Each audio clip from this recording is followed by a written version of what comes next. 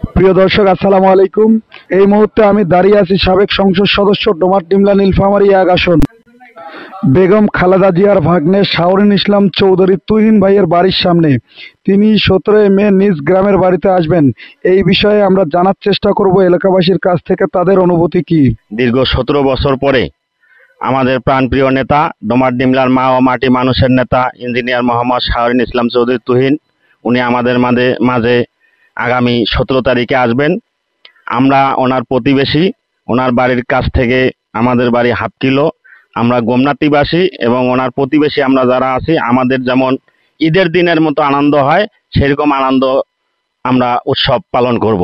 আমাদের প্রিয় নেতা ইঞ্জিনিয়ার শাওরিন ইসলাম চৌধুরী তুহিন সাহেব দীর্ঘ 18 বছর 2 মাস পর আমাদের গোমনাতি ওনার নিজ বাসভবনে প্রত্যাবর্তন করবেন।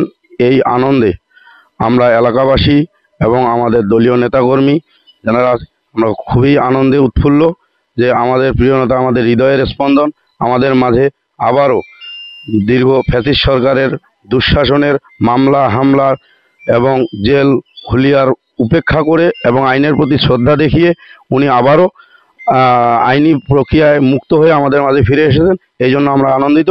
ইনশাল্লাহ হাজারো মানুষ, লাখো মানুষের ঢল আগামী 17ই মে ইনশাল্লাহ ডোমারডিমলায় এলাকাবাসী সবাই এসে ওনাকে তাদের অনুপ্রেরণা এবং অনুভূতি প্রকাশ করবে।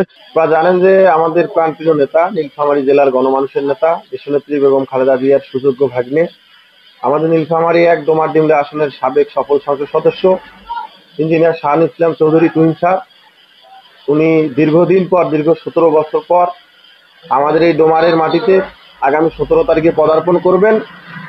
এই উপলক্ষে আমাদের ডোমারডিমলার মানুষের মাঝে বিশাল একটি চাঞ্চল্যকর অবস্থার সৃষ্টি হয়েছে। আপনারা জানেন যে ইতিমধ্যে প্রত্যেকটি গ্রামগঞ্জ বাজার, প্রত্যেকটি বাজারে ওনার আশা নিয়ে মানুষজনের মাঝে ব্যাপক প্রফুল্লতা আমরা দেখতে পাচ্ছি এবং প্রত্যেকটি এমন কোনো পাড়া মহল্লা গ্রাম যেগুলো ছোট ছোট হাট বাজার নেই যেখানে তার আগমনকে ঘিরে মিছিল মিটিং হচ্ছে না।